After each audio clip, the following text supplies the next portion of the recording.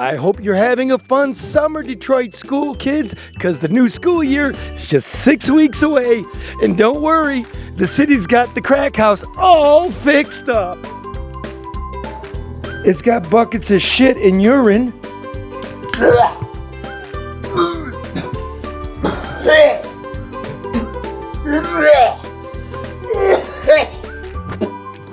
Get the fuck out of here. I'm Grace Karos, and I'm third generation of American Coney Island. People say Detroit's a comeback city. I say, where you been? We've been here for over 100 years. My family's been here on the same corner, serving our famous proprietary American Coney Island hot dog. So like always, we're keeping things fresh, updated, and new.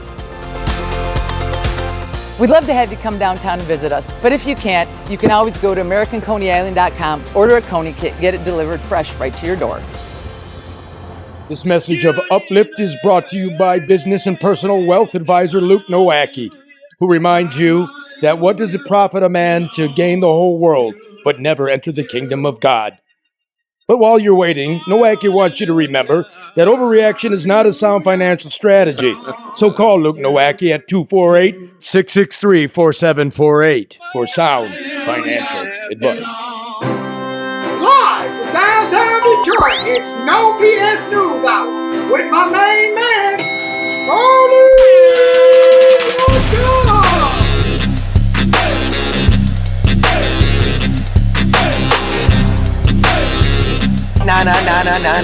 No bullshit!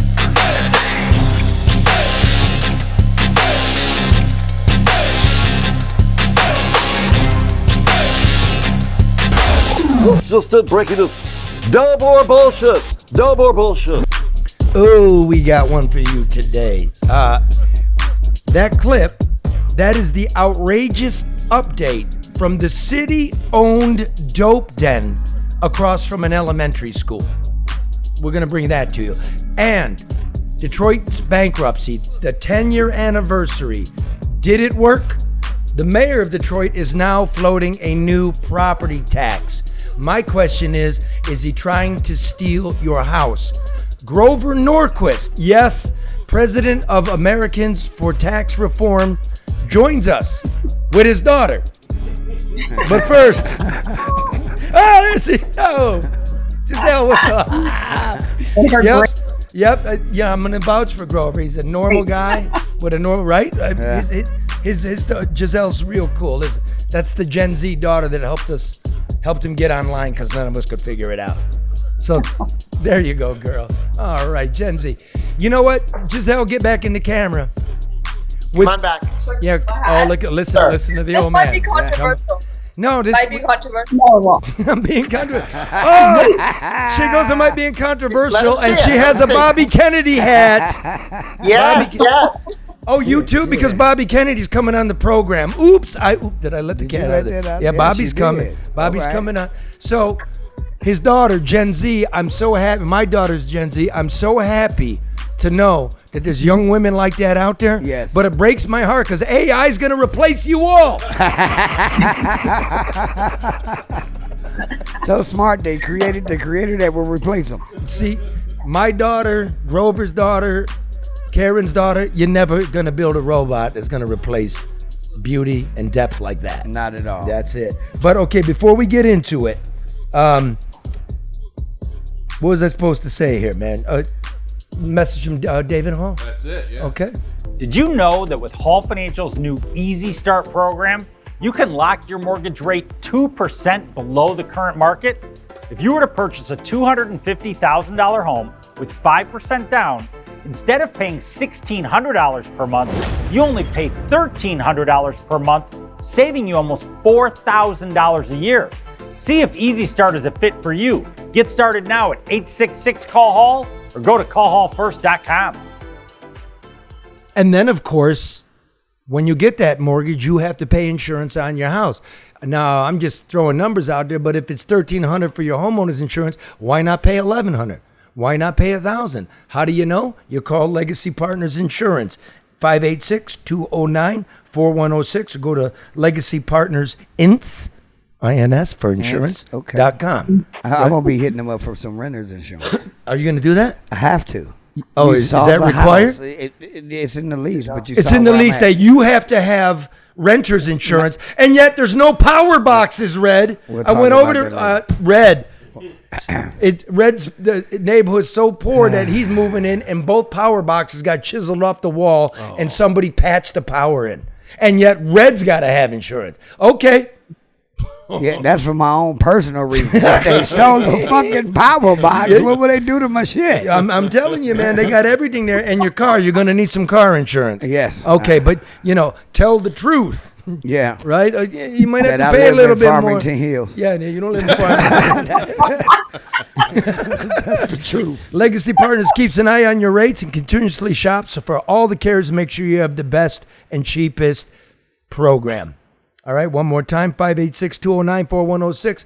That's my insurance company. That's Mark's insurance company. And I won't talk about anybody else's personal business. Now, let me just tuck that in there. Now, Grover Norquist, in case you don't know who he is a conservative foghorn in America when it comes to taxes and government. He hates them. He makes Ronald Reagan look like Karl Marx. Norquist never met a tax cut he didn't like. So, Mayor Mike Duggan of Detroit is pushing a property tax cut. Basically, going to increase the tax on the land, reduce it on your house, and it should save you money and ignite all kinds of development. Classic trickle-down economic theory. But is it really going to work? It's a constitutional requirement in Michigan. It's capped. So to undo it, they're going to have to go through the dummies in Lansing. So now, with no further delay, here's Norquist. Now, Grover, we did not rehearse. We did not talk to each other. I don't know. I asked you to study this. I know what I think. Basically, what you know. What do you think of this plan? Well, here's the danger. Whenever you divide people, it's easier to mug them one at a time. Instead of saying the value of your home and your land will be taxed at X rate, then everybody knows what they're paying and why. But to say land one thing, buildings another, some people's land is more valuable, some people's building is more valuable, and it's frankly, it's awfully difficult to tell what the value of the land is. I worry whenever you move away from a single rate tax, say on the income tax. Michigan has a single rate tax for your income tax. If they allowed a graduated or progressive income tax, they could divide you into 5, 6, 7 different groups and then raise your taxes one at a time, raising it over here, cutting it over there. The mayor would not want to change the rules unless he or she was getting more tax dollars out of it. And that they won't tell you exactly how this is going to work out before they get the legislature to change the rules makes one worry. So again, I mean, we're looking at it like this. The pitch is, Mr. and Mrs. Jones, you're going to save $200 a year. Who doesn't want to save $200? In fact, Grover, your whole life is predicated on saving $200 and getting the government out of your house. Yeah? Yep. Okay. So that's hypothetically what's going to happen, but I've seen no numbers. And once we uncork, basically in California, Michigan, we got a cap on this so we can budget into the future what our taxes are going to be. Yep. It's worked very well.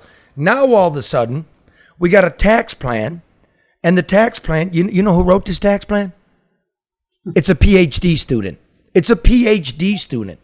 Does anybody, Grover, and you're Mr. Tax in America, does any big city do this split rate? I'm going to tax you one bit for your land and one bit for your structure. Does anybody do that?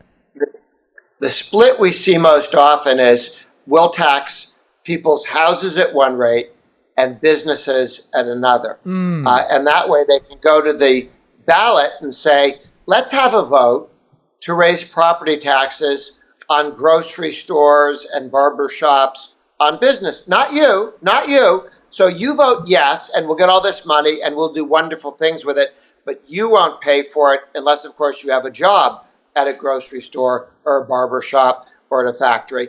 Then you pay for it at lower wages. So everything that divides citizens against each other, landowners versus property, building owners, people with a business and people with a home. As long as in California, they treated them the same, both businesses and individual homes. And then the government came back and said, let's detach the two. And that would have been a billions, tens of billions dollar tax increase on businesses. And of course, businesses only get money from one place, from consumers or by paying workers less. So they say it's not a tax on you, but of course it is. That was voted down by the people of California. They saw through the fact that let's separate how we treat them and change the rules for businesses, that would lead to tax increases from now on. So you're telling me the people of California, whose tax structure works just like ours, said, I'm not being fooled. Everybody wants to tax the businessman. Everybody wants to tax the rich man. I'm not being fooled when you're going to try to break it off and tax him, because probably somewhere down the line you're coming to tax me more for my house too. Massachusetts, before I moved to the United States, emigrated in. Wait a minute. Whoa. Did you come in through the border? Right across the border between Massachusetts and New Hampshire. Yeah. Did you claim amnesty? But as a kid, I grew up in Massachusetts, then moved to America when I got older. But in Massachusetts, they had a single rate tax for many years, and 5 times they put it on the ballot saying, well, let's divide people in different groups and tax them at different rates. And in very blue, liberal Massachusetts, they've kept voting it down. They said, I know year one you're going to tax the Kennedy kids, but then when you come from me, the Kennedy kids won't be any help at all, and I'll get tax hike too. And anybody here, you got a question? Yeah, I was going to ask, so is that what people in Detroit should be thinking about when they hear this proposal from the mayor? Well, one, it needs to be all written down completely before you have. Wow! Oh, that sounds good. Wow! What a genius this guy is. And then when they pencil it in, it may be different, and people have already sort of announced that they're for it, and the press will go, well, we've really covered this issue already. Why fill in the blanks now? And now you could put a cap, say this would never raise any more taxes than before. Now, mind you, you can write a cap that doesn't really cap anything. But my guess is, from the history of the world, from the beginning of the world until now, politicians' reforms of taxes always lead to higher taxes. I agree. Go ahead, Red. No, I was going to ask, if this does go through, do you think it will pull any extra or more revenue for real? Or will it just be some money rediverted into some pockets Great that question. do us no good? Let me set this up, Grover. Great, because what they're telling us is the individual homeowner get a couple of $100. The owners of skyscrapers will get millions because the structure's worth more than the postage stamp of land that it's on. But somehow, if vacant land is taxed at a higher rate, that's going to ignite so much development that it's going to make up for all this lost revenue. Do you believe that? Well, what vacant land with high taxes on it or has done today is to get people to leave their houses and their land and abandon it. That's made things worse, not better. Oh, wow. Look at this guy. Look at this guy. Because 2/3 of the abandoned property in Detroit is actually owned by the city. They could give it away. Right. Give it away and give you all kinds of sweeteners like you never have to pay a nickel for tax ever. Just please build something. And yet they don't come. Well, if you have higher taxes in general, if you do not provide safe streets, people will not move there. I mean, people move all the way to Florida. They're certainly going to be willing to move out to a couple of miles out of the city. And then imagine this, like, it's the 10-year anniversary of the bankruptcy, Grover, and there's a lot of ballyhooey. It's a lot of political ballyhoo, and if you want to hang out and watch me dissect it, you're going to love it. But if property values have gone up, as the mayor says, right? Then if we're going to break the Constitution and have a new tax structure, it has to be reassessed. Right. If your house is worth more, then you're going to pay more in taxes. Right. So you're promising at the current level of assessment, your taxes will go down. But as we know from the very liberal former mayor of Pittsburgh, he said once we did the reassessment, taxes got so high, we had to drop this plan. And I want to throw this out here in case people forgot. A lot of those homes that's abandoned came from people who walked away through that overtaxation with that $650 million. So I think they've kind of already proven it ain't gonna work. Well, I don't know. I don't know about that. I mean, the overtaxation, that's not particularly why they left, right? Well, some did lose their home because but of that. it stands to reason, Grover, this is trickle down now. If you lower the tax burden, people will want to stay. People will want to come in and live here. That's the thought. Right. But he's saying safe streets, right? Good services. This kind of plan might work in a town like Phoenix or Dallas, but they don't use this. And you know why? Because it blows a huge hole in the budget.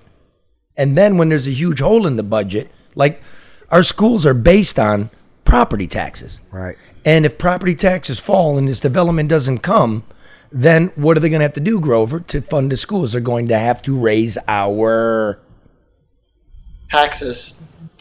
And you also have a challenge where when you bring those assessments up, as the mayor's likely to do, there's an entire industry where relatives of the mayor and other city councilmen Wait a minute. will help Pause. How do you know that? But You sure he don't because live here? it's how other must cities live here. operate. Oh, sorry. Go ahead. It's how other cities work too.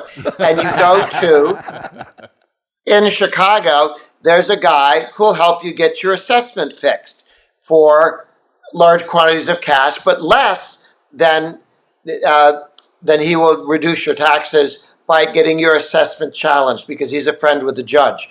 And the whole industry is based on that. This happens in Texas too. So because assessments are, you can go either way on a certain amount of money. And if you're friendly with somebody who's friendly with a judge, you can make a big adjustment and people will pay through the nose to get that. So there's an entire side industry of dealing with assessments. This whole idea, this whole study, this whole PhD student, the PhD student used to work for the Detroit Economic Growth Corporation. A lot of Did people, that work? Yeah, exactly. A lot of people there are appointees of the mayor. The mayor answers to the oligarchs. The oligarchs are the one that funded the study. The oligarchs are the ones that own the skyscrapers that aren't worth anything anymore. And Grover, you know this, downtown office space, it's a red herring now, right? It's a bad investment all of a sudden. So why wouldn't you go to your puppet in the mayor's chair and say, do something about the taxes? Yeah. Cut some and then raise a lot of others. Yeah, that's. I'm talking to the homeowners around the state. They're pitching this to you people as you don't have to join this kind of tax structure. It's up to your municipality, right? Detroit is gonna uncork the constitutional guarantee that my property tax won't go up so high that I'm gonna be moving out. But if I know government, and if Karen knows government, and Grover knows government, eventually every jurisdiction has no choice when rubber meets the road to go after your house. Karen, right? When the city was going bankrupt, you were there. You were there. You were the one telling people get off their ass. You were the one in the mayoral suite. Wouldn't it have been great just to be able to jack people's taxes up to bail the city out of bankruptcy? Well, I mean, it would have been easy, Charlie. I mean, and actually, I spoke to somebody today who said that the bankruptcy wasn't necessary had other things been done and other management tools been implemented and executed. So, yeah, you're absolutely right. But that's not what happened. And here we are. So, Grover, I'm talking to the Republican side of this, and they're like, hey, well, that's great. It sounds good. It could ignite development in Detroit. There's no conservative leadership, no fiscal conservatives. I don't like Republicans at all, and I quit the Democrats a long time ago. So I'm just looking at us. And if they're not even looking into it, and they don't even have office space, the party of Lincoln in Michigan is now working out of the backseat of a Lincoln. They got $90,000 in the bank, no office space, no leadership. What would you tell them? And again, I asked your people to give you the studies, and I didn't tell them to give you my feeling about it. Looking at it, what would you tell the Republican caucus? What would you tell them about this? The Legislative Caucus in the House and the Senate and the Republican Party should all be out digging deep into this and demanding that the whole plan be shared with people, not just the theory of the plan. And let's see, are the people who are supposed to be building new skyscrapers or doing more development, are they willing to put in writing that that's what their reaction would be to this plan? Before you ask us to endorse it, could we see it in writing, available to everybody online? Why in the world, that PhD student is going to tell me he only did the first half of the homework and he'll do the rest of the half after we agree to something that we haven't seen yet? This smells bad when people are not willing to say, here's the whole plan, we'll leave it out for everyone to look at for 2 months, and we'll ask businesses, will you change the things? When the Republican tax cut of 2017 passed, you saw companies announce, AT&T, we're going to give everybody a $1,000 pay increase because that's how powerful this tax cut's going to be, that we're going to have to raise wages. And the utility companies announced we will be reducing utility costs because of that, and they put it in writing. Get in writing who is going to react to this plan when it's in writing by raising wages, by investing more, by building new houses. What are they planning to do? Why is it a secret where this extra money is supposed to come from? This is It's a interesting. good question. It's the question, and I have to put it like this. Grover Norquist, president of Americans for Tax Reform, the guy who never met a tax cut he didn't like, said, quote, this plan smells bad. Now, the very, very liberal former mayor of Pittsburgh says this won't work for a town like Detroit or Pittsburgh or Cleveland, where there is no demand for it. This is very interesting to me. Somebody on the very left, somebody on the very right, and we on this program in the middle agree, and yet it's so amorphous, it's so arcane that they're already out there pitching it. And as Grover said, where's the writing? Where are the numbers? Well, remember, we are the city that gave Gilbert a bunch of money, and we didn't even have a drawing. Right. And the big development we have, there's no development in this town that's not done with public money. Right. So Grover, if you could, gonna prime you here. We're gonna workshop some drops, some cuts. Okay. Imagine it's the newspapers tomorrow. Grover Norquist says, keep your hands off our fucking houses. Can you give me that? Can you give me a keep your hands off our fucking houses? Come on, dig deep, do it for us, bro. Give us something.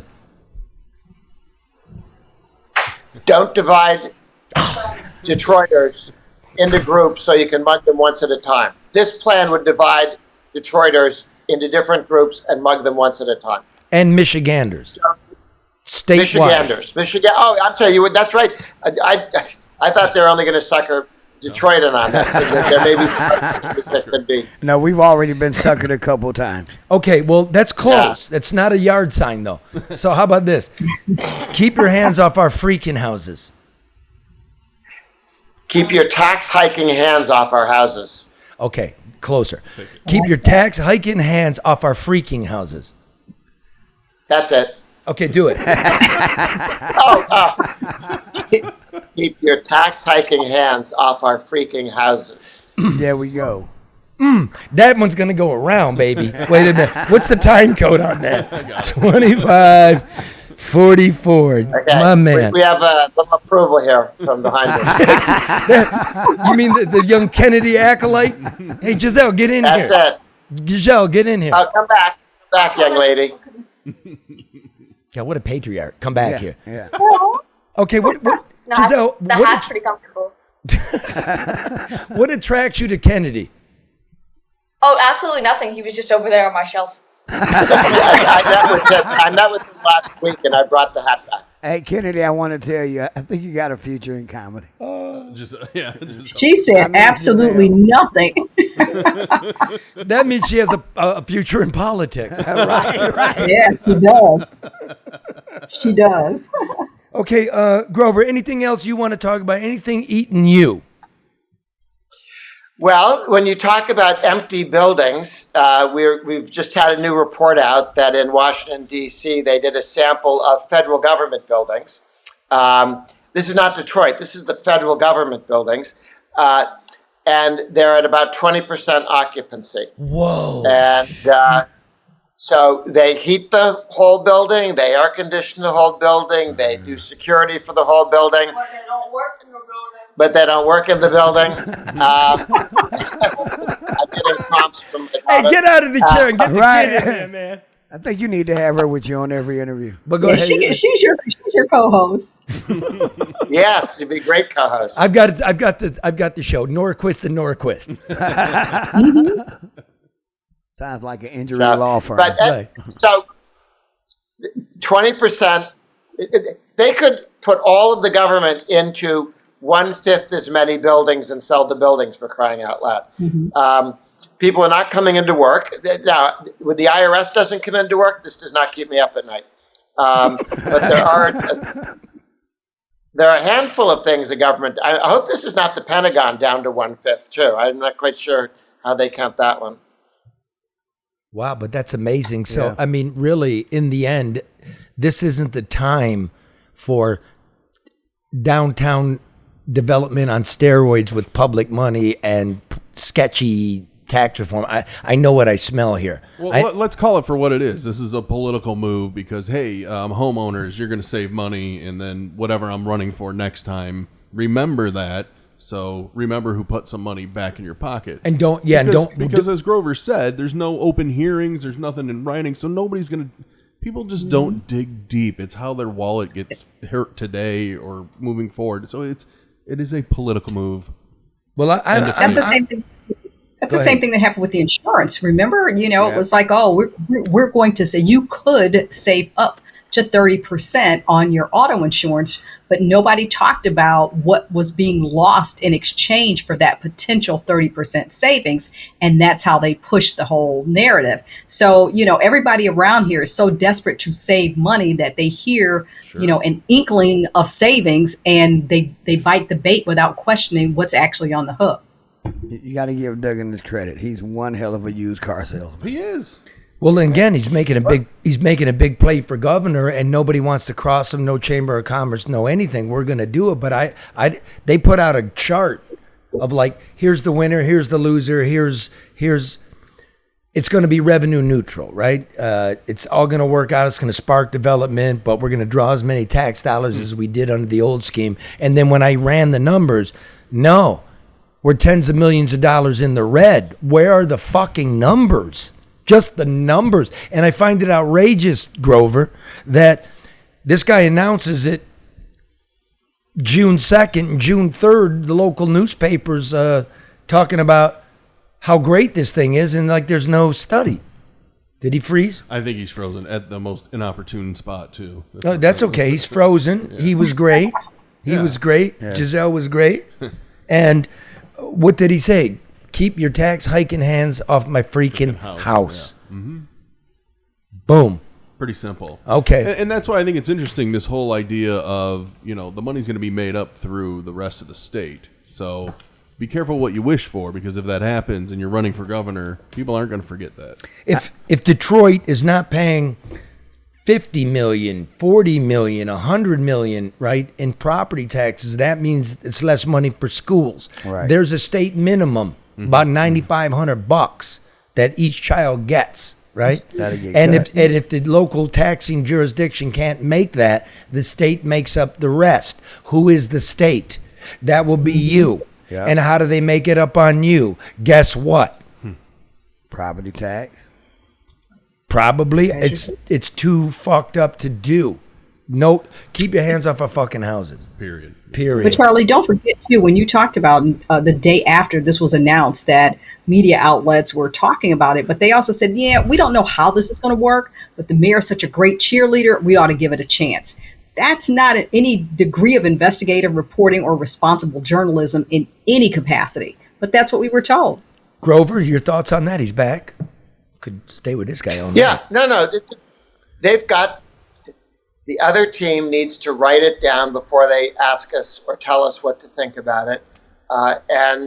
We really need it up online so people, with or without part-time PhDs, can look at it. He's pretty funny himself. He's funny. And here's the thing. I mean, this is so big. Like the Headley Amendment, right? The Prop A, Proposition 13 in California. These things took years to negotiate. Yeah. We want all of this done. Well, the mayor wants all of this done by November. Quicker than Gilbert finished that skyscraper. Get the fuck on now. Now, Grover, can you hang with us? Can you stay for the rest? Sure. Okay. Because we want to, this is the 10-year anniversary of Detroit's bankruptcy. And we want to get into that, and we'd like to have you with us. But so thanks for hanging. This Detroit bankruptcy. Huh? Say keep Giselle close. Yeah, keep Giselle close. And I still want to know, okay, she doesn't really support Kennedy, but what's it doing on the shelf? You just got it. Maybe it's Grover's. I met with Kennedy last week. And are you supporting Kennedy? I got a hat. He was talking about civil liberties. He was very impressive in that zone. I am glad he's running. It's a very interesting gentleman. How is he on taxes and tax reform? Does he understand tax code? Well, I asked him, I said, would he be willing to sign the taxpayer protection pledge to oppose any net tax increase? And he said, yes, absolutely. He might want to move them around, but he didn't think there was any reason to raise them, which is pretty good. And I intend to highlight his commitment on that. I think that's, but it's not something Biden was willing to do. Remember, he promised he'd only tax the rich, and then he turned around and started to go for the rest of us in terms of energy costs. Grover, that pledge. Grover, can I ask you a question? Oh, I'm sorry. I was just going to say that pledge, and you've been doing it forever, is really genius. And I'm wondering how many politicians has that really bit in the ass, because sometimes they just have to sign a bill that make taxes go up. Well, they never have to, although they like to phrase it that way. Yeah. George Herbert Walker Bush decided to break his pledge, and he lost the next election. And then that's when 95% of all Republicans signed the pledge, because they said, let me get this right. Bush took the pledge and won the Republican primary against Dole, who wouldn't. Then Bush was 14 points behind Dukakis, said, I'm never going to raise taxes, read my lips, and he beat Dukakis. And then he turned around and raised taxes, and he lost the next election to a nobody from someplace called Kansas, Arkansas. And that told you people want to be told that you won't raise taxes, but they expect you to keep your word. And they will toss you if you don't. I'm not there, man, because I paid more taxes to the state of Michigan than General Motors. And we handed them billions. Mm-hmm. I want General Motors paying the taxes they used to pay. Right. Right? Now, China's my enemy, but who created China? all the swells in Washington. Yep. Now all this. Come on, I don't know about that. Let me just do this. Let me get to some business. But it's no net tax increase. The pledge is no net tax increase. So you can move taxes around, the incidence of taxes, just don't raise the total burden on the whole country. Adjusted for inflation, I'm assuming. No. Well, yes. Don't change the law. Don't change the law to the income tax is adjusted for inflation. We're gonna get. Listen now, I'm gonna school you, but let me get to some business here. I'm gonna tell Grover Norquist how it goes. You know what I'm saying? Listen, man, if you're staggering in the darkness of the digital dome, your profits are jaundiced, your growth's anemic, there's light. XG Service Group, specializing in voice-over internet. By the way, maybe Giselle can work for them because Grover couldn't even figure out how to get in on the Zoom call. Sorry, we're late. Security cameras, off-campus access control, Wi-Fi's and cameras for your home, business design and installation, drive-through systems, railroad cameras, total wireless camera systems for your home and business. Call Matt Yaskovitz at 734-245-4100. Mention NBN and receive 15% off. And ADR, experienced, overseeing more than $250 million in private and public construction projects. When the government, Grover, is in your face and it's red tape and they're trying to bleed your bottom line, you call ADR. They reduce your costs, increase your bottom line, save clients millions. Honest, ethical, smart. Call Barry Ellentuck at 248-318-9424 for a consultation. Get the job done right, on time, on budget. ADR 248-318-9424. Don't. Let me get through these motherfuckers. What? I just want to know, you think you help me get these electric boxes back on the house? I told you not to move in there, man. Oh, and by the way, if the property taxes go sideways, they promise to cut, but they actually go up, it goes on renters too because the landlord going to dump it on you. Yes, Grover, or no? Yes, renters get to pay those taxes eventually, yes. Yes, so like all you out there voting, I don't got a house, fuck it, tax him. No, it's going to come back on you too. Now, having said that, Red, I got good news for you. Oh. And my nephew, Jake. Cool. The bricklayers and allied craft workers of Local 2 Michigan are looking for hardworking men and women all throughout the state of Michigan. Whether you have experience in any of the trowel trades or not, there's an option for you. If you have no prior experience, dig this, there are free training opportunities with job placement starting at $26 an hour, plus benefits, and earn while you learn as registered apprentices. Experienced tradesmen and women in building new or restoring old masonry, installing tile, marble, or terrazzo, caulking or finishing concrete. I'm doing this at the Coney. I know. I'm making no $26.16 an hour. By the time you get in, it's 26 to 37 plus bennies like Blue Cross, Blue Shield, 2 pensions, and an annuity, year-round free training. This is too good to be true. No, it isn't. You got to haul bricks. It's tough work. It's tough work. It's rewarding work. But it's real, and it's here forever. And no AI. Okay, yep. And certifications with the possibility of more. Referral and signing bonus of $2,000. Wow. Oh. Visit bricklayers.org to learn more about what Local 2 has to offer or take the next step in building your future today. Work hard, get paid for it. That sounds like Michigan to me. I don't see why you think that's for me. You know I'm not going to work hard. I know. Basically, Red's like, if I can carry around your blunt. Hey, well, Michigan's not, listen, they're not testing anymore for marijuana. So, Red, you're in the clear. Yeah. If it's heavier than a hot dog on the plate, I can't fuck with it. And that's the American spirit. Now, this week, it's been 10 years since the historic bankruptcy of Detroit, right? Now, I'm reading a lot of shit. Did it work? I'm reading a lot of stuff. They're talking that it worked. But the people that write about it are being pitched by City Hall, in my belief. They don't live in the city, right? No. And they're talking about services that they don't understand. So, we had $18 billion in debt By the time we got out of bankruptcy, we still had $11 billion in debt. 7 was shaved, and most of that was health care and pensions for people that were promised it, right? It's too expensive now, I believe, in America to be given pensions, right? But let's look into it. And Grover, you can just jump in anytime you want. Karen, you and I were talking this morning, so let's pretend like we were talking this morning, right? Let's talk about services, what bankruptcy was about. Public safety. Let's start with police. Number one, we got less of them. We got less police. Yep. And it's obvious. There were 300. Let me start by saying this. These numbers I'm going to give, budget numbers, right? They're based on the fiscal year 2012, 2013. Right? Okay. This is now 2023. Right. Okay. That's when Karen was in Detroit trying to, soft land this airplane on fire called Detroit. Karen, that year there were draconian budget cuts, were there not? Like 25% across the board or something like that? Yeah, there were. In addition to people appointees taking salary cuts, police were cuts. That's exactly what they were referred to as draconian cuts.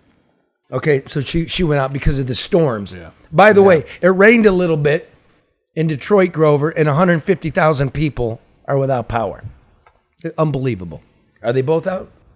No, he's there, Grover. Okay. Mm-hmm. That was 5 minutes. I think I'm back. Okay, good. Grover, you there? Check in, man. Yes. Okay. All set here. All right. So in 2013, and believe me, I know because I was up their ass with the police, there was no faking justifiable homicides as opposed to criminal homicides, right? In 2013, there were 332 murders in Detroit. In 2022, including the justifiables, there were 346.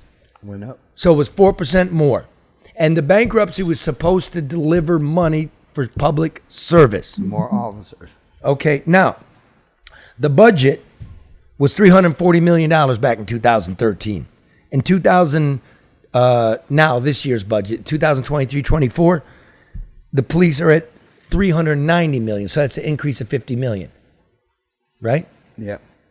But put inflation into place. Right. It's no increase. Do you want to know how much $340 million in 2013 money is worth today? Yeah. $425 million. Wow. We cut the police by 15%. The response times. Oh, the response times are great. Yeah. Well, I Freedom of Information acted all the 911 calls for 2018. And I wrote this in 2019, just before the pandemic. 1 million calls. Okay? The average response time was 14 minutes. But I noticed about 70,000 of the 911 calls were actually traffic stops. So they weren't 911 calls at all. So you want to know what the response time for the traffic stop was? I can guess. The average? Go ahead, guess. 0. Because you're already there. So, Grover, I'm not a certified public accountant, but you add in 70,000 zeros, right, to 1 million calls, and all of a sudden you're at 14. But when you look at code 1 calls, like shots fired right now, somebody dying right now, it was 24 minutes. And then when you got to priority 2 calls, like shots fired a minute ago, and and somebody's beating their wife or whatever, it was 46 minutes. So it's like we're talking about this tax. We're playing with numbers. We're not more safe. We're less safe. Yes. That's obvious. There is no crime data online. Where you live, Grover? Washington, D.C. So if you go Washington, D.C. crime statistics, there'll actually be crime stats from the D.C. Police Department, right? Yeah, it's they put it out fairly regularly. It's not very good these days, but yeah. Huh. New York, Philly, Chicago, L.A., but not Detroit. Well, that was part of the 15% cut, the person that puts the stats up. So now that's part of controlling the narrative, but if you don't put the information out, then no, that's what that's about. So here's what we do know. There was a survey of Detroiters in 2020. 25% of them said, yes, last year I was a victim of break-in, car stealing, carjacking, robbery, right? Homicide. Wait, 1 in 4? 1 in 4 for a year, not for your lifetime. Holy shit. Right? You would expect, like, as an American citizen, 1 in 4 chance in my lifetime to be the victim of a serious crime. In a year? Wow. Karen, fire? Let's go to fire. We're 200 firefighters down, budgeted positions, and 100 EMS technicians, right? Right. Ambulance. It's so bad. Remember, Detroit's awesome. Look at all the services. It's so bad that we've had to rent 18 ambulances from Macomb County to cover this because a couple weekends ago, a couple hours went by, no units available. None. Yeah. And part of the driving force for bankruptcy, I did all those stories. We don't have any ambulances. They say the response time's down for the ambulance, right? You want to know why it's down? Because we now have fire trucks show up for an ambulance call. That ain't a fucking ambulance. No. It's a lie. But you remember those stories you did, Charlie, in terms of the fire department, their lack of equipment, not just lack of response time, but just, what they were working with and what they did not have to work with in responding to calls. Yep. And here we are again. Because here's the number. Magic Duggan, magic bankruptcy guy.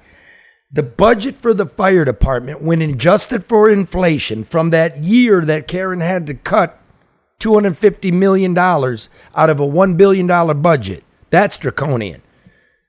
Today, sweet Detroit, the budget for the fire department is down 30% when you adjust for inflation. Now you know why we don't got no ambulances. All right, buses, another big city service. Service is down 33% since COVID. The bus runs. Just, they're not on time. They're late. People are complaining. The reporters, shame on you. You're not even asking them. You're pretending. Okay. So they were made to work through COVID. So 3 of the most important things for a good economy, right? The 3 most important services a city could give. Yeah. You have to have people be mobile, move around, and safely. Yes. Yeah. Because how they going to make their money? A lot of people do not drive. They depend on local but also too, when you're talking about attracting younger people to a city, which is what we keep talking about, attraction and retention of a younger demographic, they don't want to drive. They want mass transit. Want at least a reliable bus system, and neither of those things exist here. Nah, that's bullshit. Because in L.A., I'm driving, man. I'm hip. I'm young. I'm in L.A. I ain't taking the fucking bus. I'll take it when my car breaks down. But even L.A. bus system runs. It's really good. Really good. Really good. And that shit is everywhere is a 20, 30-minute drive at minimum. Yep. So just to the corner store to traffic. So right. Okay, but in Detroit, since bankruptcy, we've cut the budget by 10%. Cut it by 10%. It doesn't work. And here's for you, suburban homeowner. Grover, you can get in on this one. We voted to tax ourselves to create the suburban smart system, right? The bus system. I taxed my home. I do take the bus, right? But I tax my home, man. You got to get people moving around. Right. Homeowners, not everybody, just homeowners. But the biggest hub for the smart system, the biggest users, is Detroit. And Detroit has opted out of paying for it. So you see the push to cover this mayor's tracks with you misspending all the money. You didn't fix a goddamn thing. What do you think about that, Grover? Not a particularly useful project. They're flailing. They need to focus on the things the government should do. You listed some of them. And they like to have fun with other stuff. Thank you for that, sir. Sister cities with European countries, stuff like that. Yeah, going on glossy stuff. Yeah. Go on tours of Europe, like pretending you're selling them stuff from Detroit. Let's go to demolition. $250 million in federal money came in here, $250 million of city money, and then another $250 million called Proposition N. In the meantime, so far, we've had $12.5 million in legal fees and fines. There's another $4 million out there for cleanup for the poison holes. We haven't tested all the holes. We've had 2 grand juries. That That's no success to me. Every development deal down here is getting public money. Balanced budget, okay. Detroit's had balanced budgets, but it really hasn't, because part of the bankruptcy deal, Karen, as you know, was Detroit for 10 years didn't have to pay its pension obligations. Right. That's $130 million a year. Who paid those? It was us, what? It was the state. Yeah. That will be all of us, every taxpayer. So Detroit got some breathing room. To me, 130 million times 10 is 1.3 billion, but we only got 400 million in the pension fund. That bitch is going to run out. If it wasn't for the Biden bucks, we would be broke. Right. And Detroit is on track to go broke, to go into the red in 2027. 3 years. Revenue, when adjusted for inflation, tax collections, is down 10% since 2015. Okay? And Duggan, now wanting to run for governor, is talking about giving a 13th pension check. Bonus. Wow. So who's ever wants to be mayor in 2 years, good luck to you, because this baby's about ready to implode. But nobody will write this. Wait, so mayor in 2 years, and if he runs and then goes to be the governor, in Yeah. 3 years we go into the red. Here comes the service so cuts. someone else's problem. You know, the services we don't have. Exactly. Right. Cut some more off of And that's what's going to happen. That's exactly what's going to happen. And that's what people who are thinking about running are, that they're overlooking, that all of this is going to implode right in their administration. Not now, but it will. Man, he's good. Okay, but wait, there's good news. Detroit's bond rating just went up. Oh.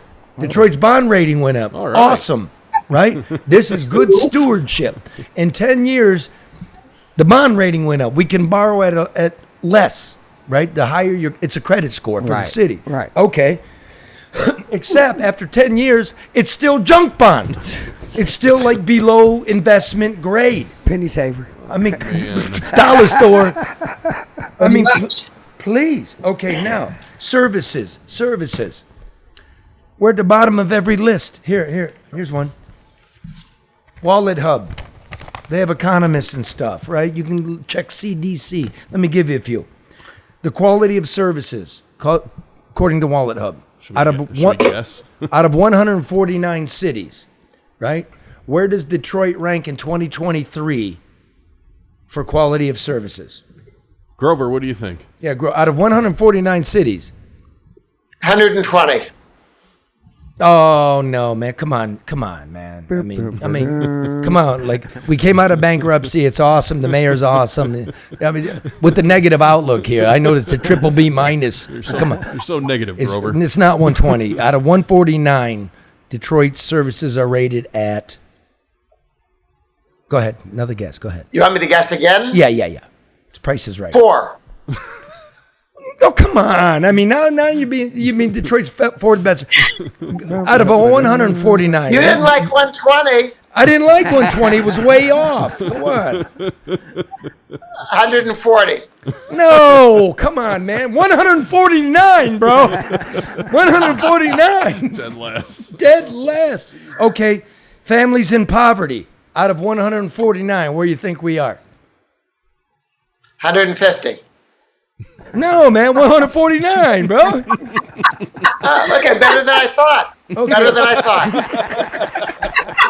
That's why this man is a genius. Yes. Okay, how about, Grover, household income? Where does Detroit rank out of 149 cities in terms of household income? 148. Yes, exactly. Thank you, Gary, Indiana. You sure you didn't feed him these answers? No, before the show? he's a smart guy. Okay, unemployment. We're really promoting that in Detroit. Wow, we're so awesome. Unemployment's at an all-time low. Where do you think Detroit ranks out of 149 cities? 130. Nope, 148. Thank you, Flint. Oh, jeez. Okay, what about violent crime? Number 3. No, in terms of the safest city.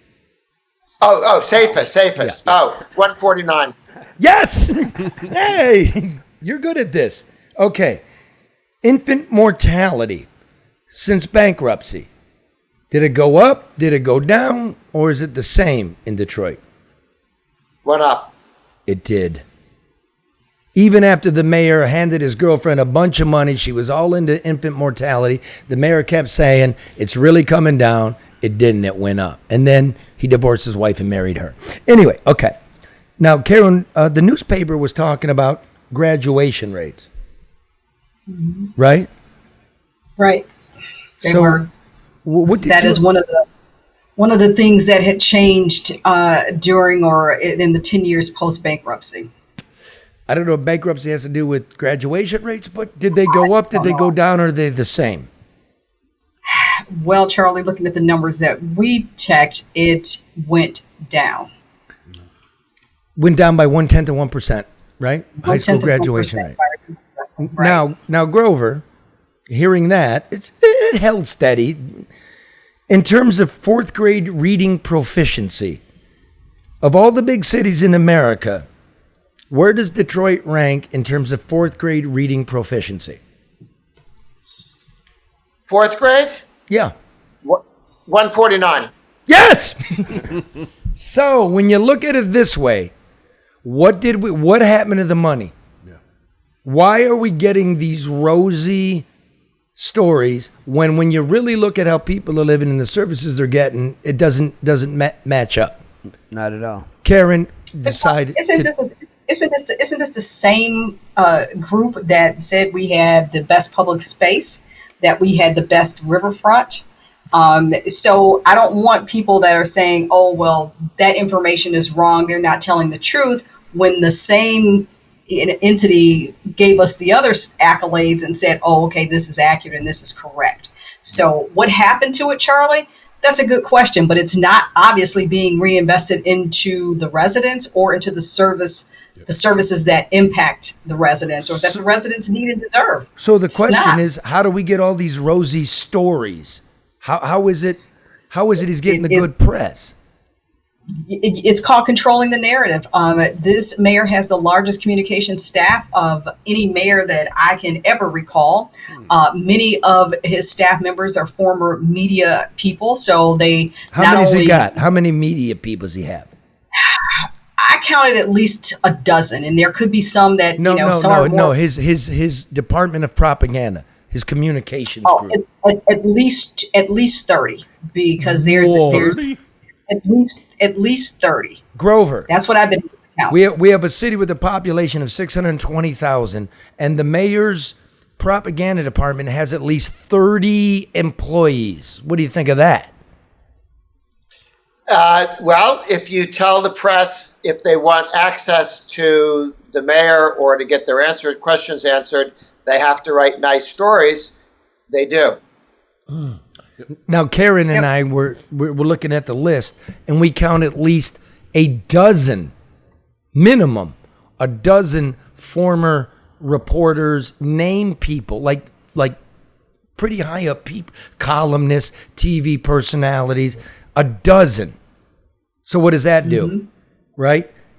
You hire the media, then the media goes to their old bosses, and we get this nonsense. Right. And then this dude, I don't care. You all do what you want to do. This is the no bullshit news hour. You can elect the cat governor, but these are the true numbers, right? This is how it's working. And it's Red, you live in the city we were talking about. Yeah. Do you see, I saw garbage all up and down your street. Yeah. I saw streets flooding. Yeah. The whole time. From east to west, it's really the same story. You might see a little difference here or there, but the reality is none of this shit has gotten better in 10 years of bankruptcy. I don't think so either. Karen, you were trying to get salaries and names. Could you get those? No, I couldn't. I've been trying to figure out, because, once upon a time, that was a normal thing. And there was supposed to be public posting of this. This is a very tech-oriented administration. So everything's online. Everything is, available in an app. And there has not been an updated list since 2019. So, asking for it, nobody has it. Nobody wants to give it to you. And it's supposed to be public information. That's exactly what I was about to add. So I guess the way we get around that is just don't make it available to the public. Don't make it available to the public. Pretty much. That's it. And the media would never let an earlier administration get away with this. Never. No. Would not happen. That's 100% true. Now, stay with us, Grover, because I went around with a camera. My man Byron and I went around with a camera to show you who gets what and what this place is really about. But first, Mark, this video segment brought to you by Next Evo Naturals, nextevo.com. Bless you there, Karen, for that sneeze. Next Evo Naturals. Oh, you didn't see that? I thought someone did. that was Giselle. It's CBDs. Everybody can try CBDs, but we recommend Next Evo Naturals. They have one that will help you fight stress. It's got ashwagandha in it. It soothes your stress away. You can enjoy the summer, or the sleep complex that has melatonin in it to knock you out. So once again, use our promo code. It's nextevo.com/NOBS, no BS. You get 25% off plus a free bottle, premium pure CBD. It's $50 value. What do you got to lose? Give it a shot. nextevo.com/NOBS. Hey, see, I finally did my other order. Boom. Thank you. There Did you you go. use the promo code? Yeah. Yes, I did. Well done. So Next Evo, get off our ass. I know. Yeah. All right. Now, listen, this is what it looks like. This is just a journey across the city this week. Grover Norquist with us, American for Tax Reform. Really enjoyed him. Super cool, dude. Yeah. Well, where's your kid, man? Do you smoke weed? She's taking a shower right now. Do you smoke weed, Grover? No. Have you ever smoked Do you weed? do edibles? Nope, not had the opportunity. Well, come on to Detroit, bro. We'll hook you up. There'll be plenty of opportunities with Red. All right. Anyways, here is Detroit this week. Let's roll it. I've done what the city's asking me to do, and I've been compliant. The big story from Detroit this week was a hardscrabble family got fined $11,000 by the city for having a bunch of crap in their yard. Then the city came and took the crap out of their yard and sent them the bill. They took everything except the garbage. Well, the city came in here and said, what? It's a health risk, so they came right away. They said it was a harborage of garbage, which it wasn't. This is garbage. Well, if the city came in here at the taxpayers' expense and cleaned it all out, why'd they leave that? Because they just wanted our stuff. So there's the landlord got fined $11,000, and then the city came in here and hauled everything away, except that. Right. Hey, Mayor, you forgot this. So it's a husband and a wife and 3 brothers and 2 sisters and then a cat. And the city came and fined them and took the stuff but forgot the garbage. But it begs the question, what about the other stuff the city's responsible for? The politicians, the rich people. What about that stuff? Come along, I'll show you. Remember the mayor's demolition contractors threw poison dirt in the holes and they were supposed to take it out? They haven't, and the neighbors don't know anything about it. And just when I'm talking to them, one of the contractor's lawyers called me. Good, man. Just real quick. So what's happening with these holes? Still trying to work out solutions. Yeah. But there's probably thousands of these, yeah? I mean, if anybody was really going to look. Yeah, I know. Well, we all do. So this was supposed to be cleaned up last year. This is supposed to be poisoned. And they said they got to block it off so the residents don't get sick. Now, the city put out something, said children keep away. Were you told about that? No, and it's ridiculous. At this moment, it's no hazard signs out here or anything like that. Just because this is a Detroit community, it gives you the right to dump something bad out here. Like, what about the people and stuff? And what about the children? I don't think you guys are doing this in the suburban community. Why is that? Because it's just lots out here. Because we won't put up with that shit in the suburban community. Exactly. I've heard stories of where they do have clean dirt, which Chrysler dug out when they redid the Chrysler plant, which is over on Shoemaker in St. Jean. They didn't want to use that dirt because it was free. I was there. Let me take you back to a little story I did. I'm just taking this to get a test. Can't take that. I got out of the car and I started shoveling some into a cup, and then the security came and told me to put the dirt down. I feel like they're not going to do anything about it because the people on Benatar are still fighting about the paint shop with the fumes. When the mayor came out and said it was going to be a wall put up and everything, but they've been talking about that for years. The Chrysler factory. The Chrysler factory. The people that are right behind the paint shop, they're still talking about. So if they're not doing anything about that, they're not going to do anything about this. So do you feel it's a 10-year anniversary of the bankruptcy? Do you feel it's the rich man eats cake and the poor man eats shit? Of course. You remember this one? This was the house of slum speculator Garland Gilchrist. He's the lieutenant governor. They never find him for blight. Somehow, the lieutenant governor was able to sell it to some hipster from Miami. He never fixed it either. Look at that. Nobody fined him, but they know people. So here's the thing in Detroit. If you're a regular guy and you got a crappy house, you're getting violated and you're paying. Here's one across from the school. Here's another one right across from the school. Clean it up, homeowner. Look at that. She had to walk in the street because the sidewalk's all blocked. It's across from the school. Could be wild animals in there. Here's another one across from the school, but this one doesn't have a notice because it belongs to the city. I asked them to tear it down. I asked them if I could buy it and tear it down. They won't get back to me. They said they bolted it with super industrial bolts and that they're keeping under surveillance. Hello? There's no windows. Wiring's gone. There's mold. It's got buckets of shit and urine. It's got plenty of used needles.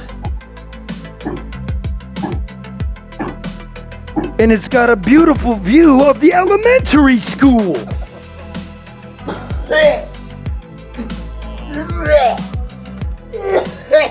This is ridiculous. All you down at City Hall said, we secured it. You're bullshit.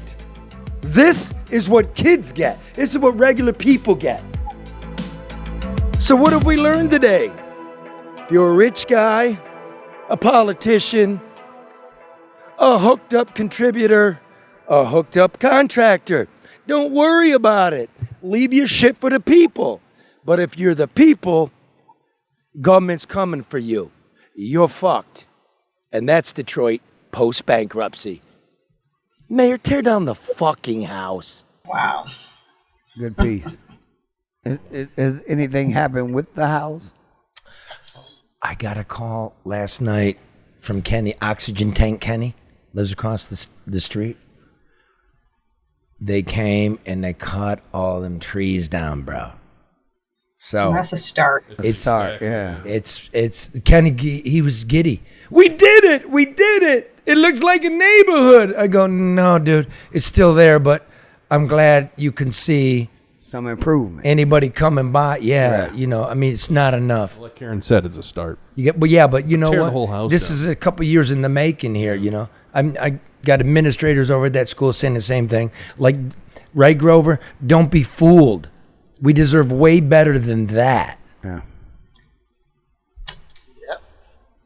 Yeah, unfortunately, that's not what we get from the government these days. And you'd think they'd be a little more apologetic. Yeah, you know, I just expect... And responsive. And I'm happy to pay taxes. I want to get this from Grover Norquist.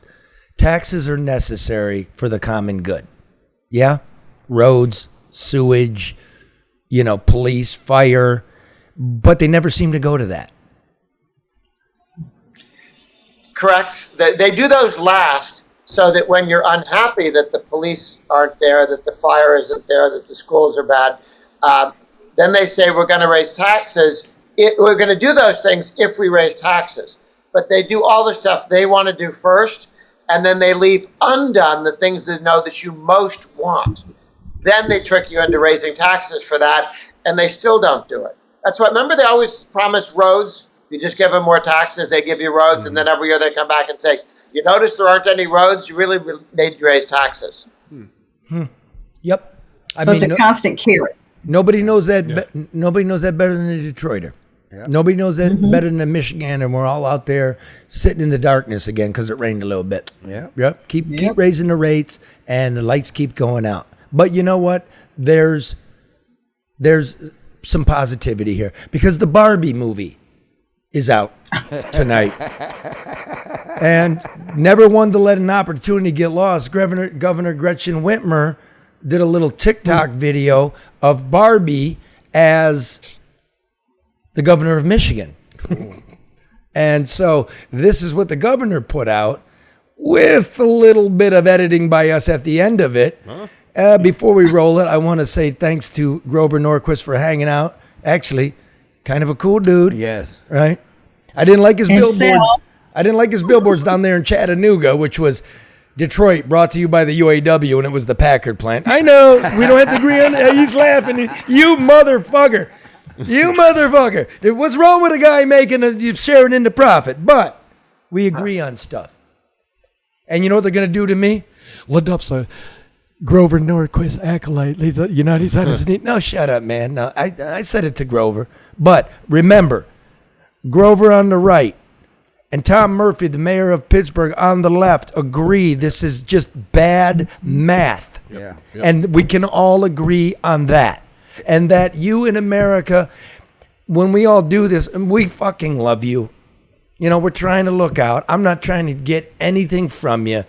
I just don't want you to worry like I worry. Yeah? Now, without any further ado, good night. And here is that, Grover, good night, brother. Karen, good night, And sister. Giselle. Yeah, good And night, Giselle. She's in the Thank shower. you. Don't be weird. She's in the shower. She's going to go see the Barbie movie. Yeah, Grover's going to be going to the Barbie movie. And speaking of which, here's the governor's TikTok plus our little edit. Hi, Barbie. Hi, Barbie. Hi, Barbie. Hi, Barbie. Hi, Barbie. Hi, Barbie. Hi, Barbie. Hi, Barbie. Hi, Barbie. Hi, Barbie. Hi, Barbie. Hi, Barbie. Hi, Barbie.